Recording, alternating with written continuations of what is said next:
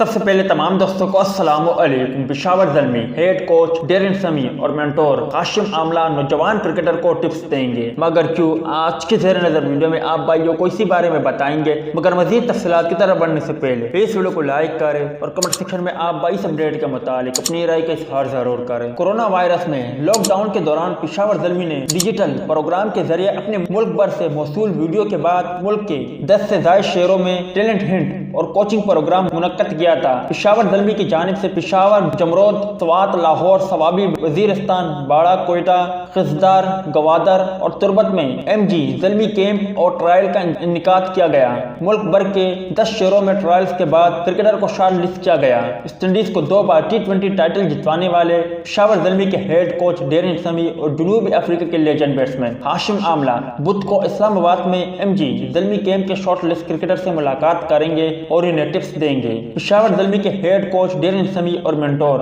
ہاشم آملہ کے ساتھ پشاور زلمی کے ڈائریکٹر کرکٹ محمد اکرم، کپتان وہاب ریاض، کامران اکبر اور امید آصف بھی موجود ہوں گے۔ چیئرمین پشاور زلمی جاوید آفریدی کے مطابق پاکستان بھر میں چھپے ٹیلنٹ کو تلاش کر کے انہیں ورلڈ کلاس کرکٹر سے کوچنگ سیکھنے کا موقع فراہم کیا ہے۔ دوستو امید کرتا ہوں کہ آج کی ویڈیو بھی آپ کو پسند آئی ہوگی۔ ملتے ہیں کسی نیکسٹ ویڈیو میں، تب تک کے لیے اجازت دیجیے۔ اللہ حافظ۔